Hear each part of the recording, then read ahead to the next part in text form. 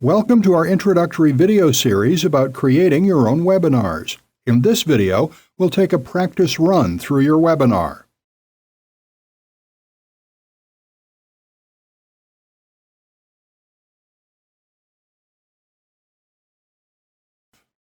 In this video, let's go through a practice run. So I've gone to my webinars in my GoToWebinars account. Let's click on Practice.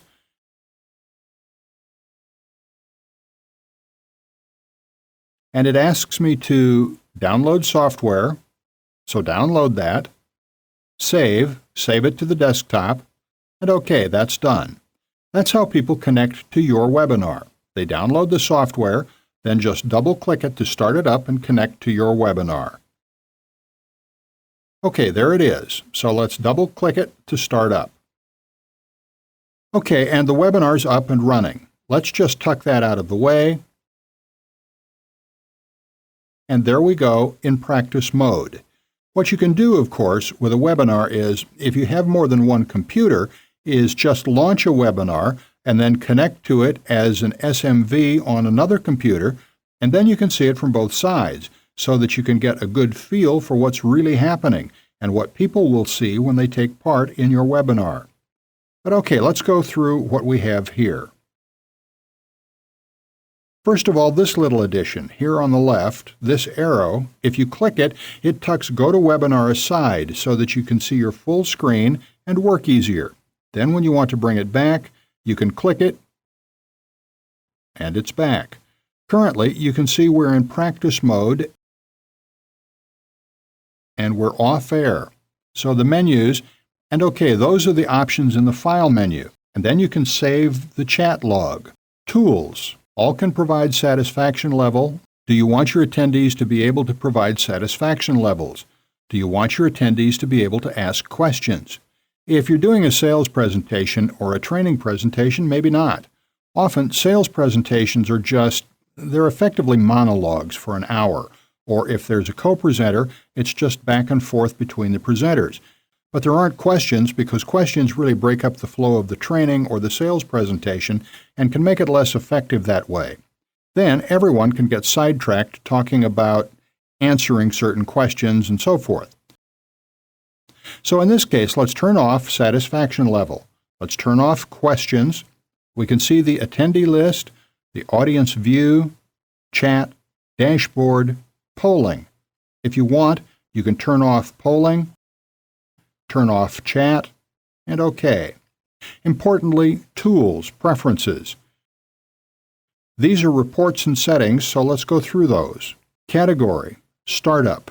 Do you want GoToWebinar to start automatically after you log into Windows or manually? Probably best to do it manually.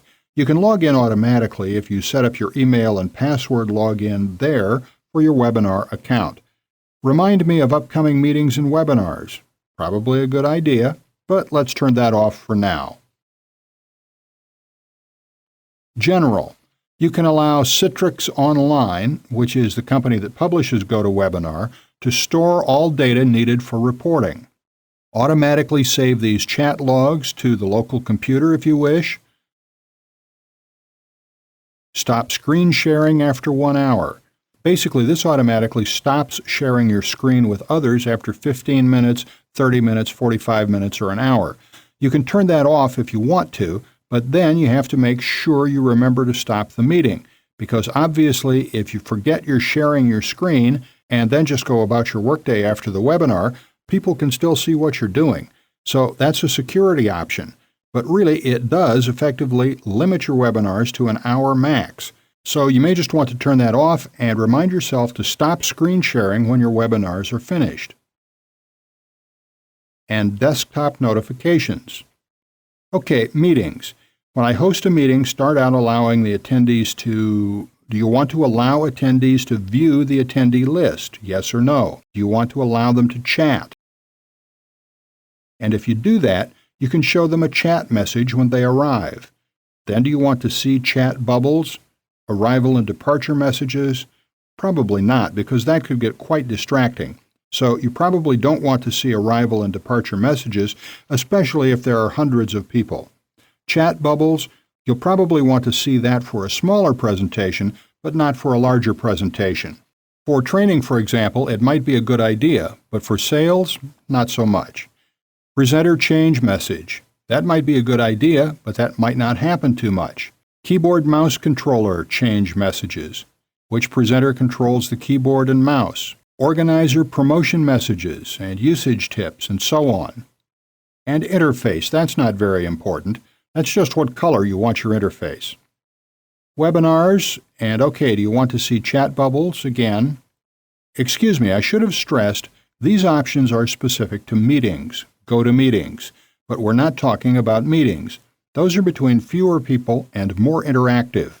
The webinar is really more of a one-way event, and that's what we're really focusing on here.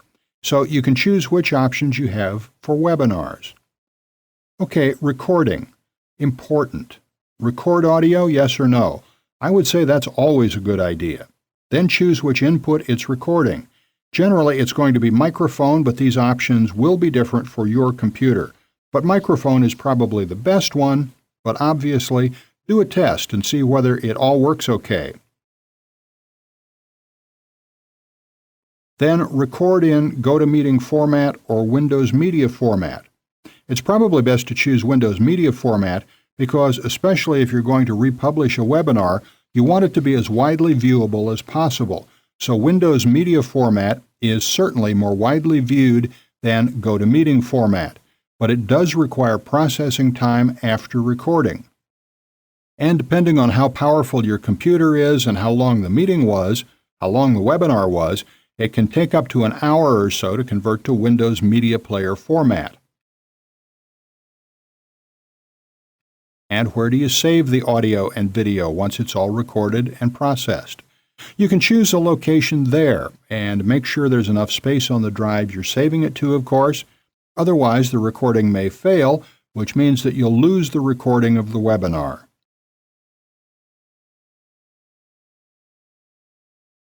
Integration. Use GoToMeeting with, you can use it with Outlook or your default email application. Show GoToMeeting toolbar in Microsoft Office if you want. You probably wouldn't use this a huge amount, but you may want to enable this, but I'm going to keep it disabled for now. And connection. Click Test Connection. You just click that, and it tests it and tells you if it's okay or not. If the connection fails, click here for help. Okay, so that's all quite important. So now, what do we have? First of all, screen sharing, and you just click these little arrows, and when they're pointing to the right, it means this area of the screen is collapsed. When you expand it, expand the pane as it's called, they point down, and you can see the options there. So first of all, you have the options, you show your screen, the entire screen, and it's demonstrating that now, as you can see. Or show your screen, but clean, hide icons, background, and taskbar. Or you have the option of just showing Firefox. So choose whichever one of those is most appropriate for you there.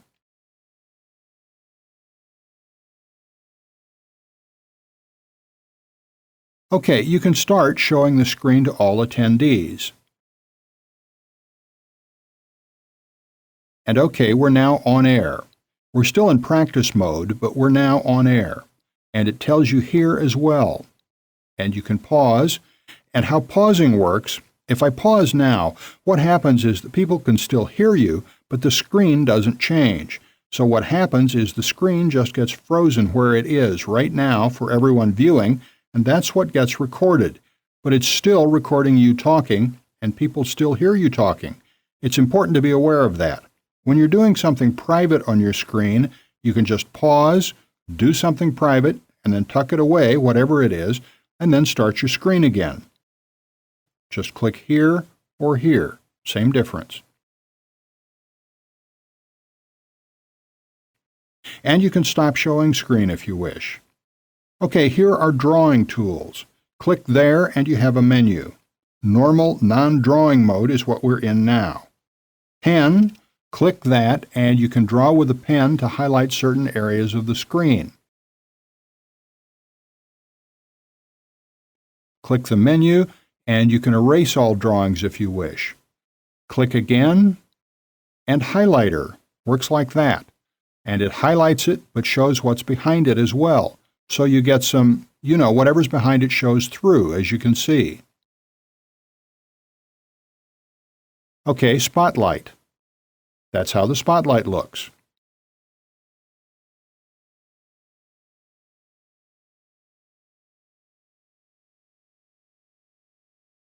Arrow. That's how the arrow looks. That's how the mouse cursor looks when the arrow's selected.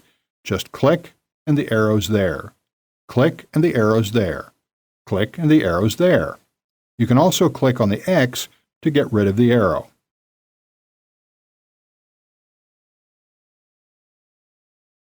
Okay, if you want to erase, just erase all drawings. And organizer panelists can draw, so you can also allow the panelists to draw if you check that. But I'm still on the arrow, aren't I? So I need to go back to normal non-drawing mode.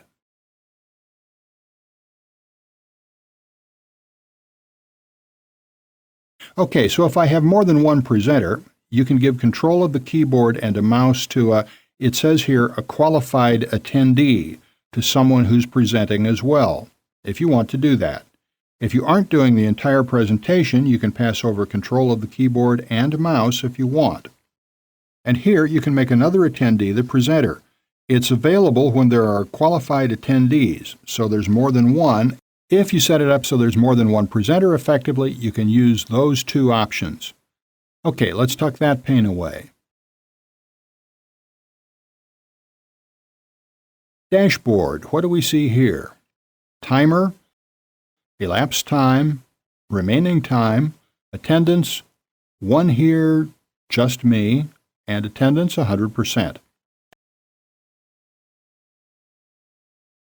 And actually, so we see all the options available here. Let's bring up the Tools menu, and let's enable everything again. Let's enable chat, and polling, and recording. Actually, that's important. And that's very important because you have a recording pane here, you see, just below the screen sharing pane. And you need to remember to click the record button when you want to start recording. And then at the end of the presentation, you have to remember to stop the recording. So just about when you're ready to start your webinar properly, click record if you want to record it, and then click stop when you're done with it. And remember, if you've chosen Windows Media Player format, it will take a while to convert the recording at the end. So be aware that you may be locked out of your computer for 30 minutes or an hour while it does the conversion process at the end of the webinar.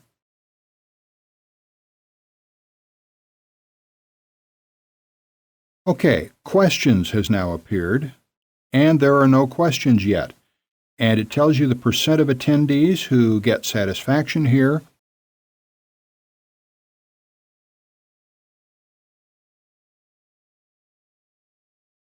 Okay, audience view, 100%, but there's no audience yet, so it's not really relevant yet in this example because we're still in practice mode and no one else is connected.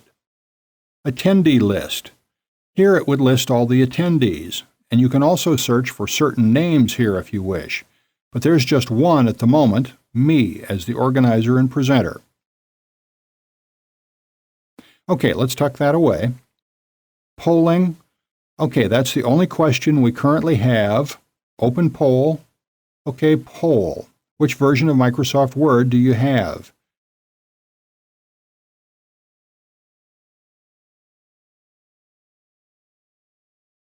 And it doesn't seem to be displaying particularly well for some reason. Very small. But we can choose there. Let's choose 97. And I believe that's close. And okay, you can see the polling information gets updated here instantly. Okay, question and answer.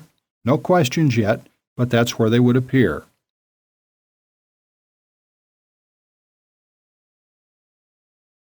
Webinar info lists general information here. The title of the webinar, the link to take part, the webinar ID, call-in number, and importantly here, you can list additional conference call numbers. And in this instance, it gives you the details for the UK and US numbers for the organizer, panelists, and attendees. Obviously, all the attendees wouldn't see these sets of numbers. They would just see their attendee numbers for call-in.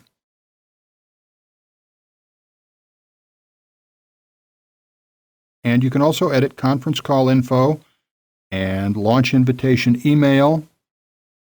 First of all, if we edit conference call information, you can use the GoToWebinar conference call service or provide your own conference call information. Launch invitation email, and OK, that's done.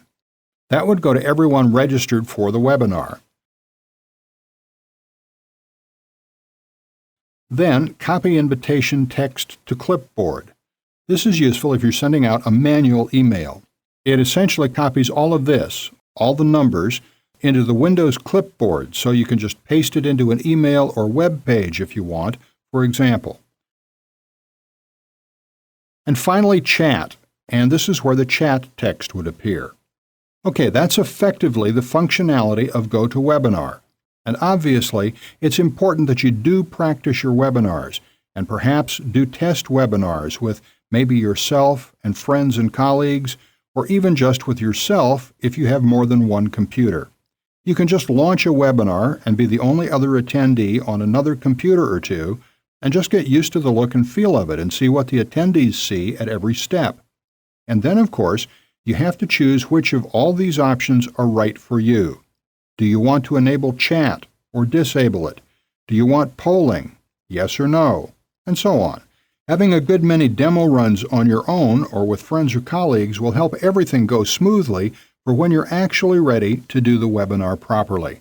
But of course, it may be worth mentioning that you may be a little nervous when you actually do the webinar for the first time, because you could be presenting to dozens or even hundreds of people, so you'll probably be a little bit nervous about it.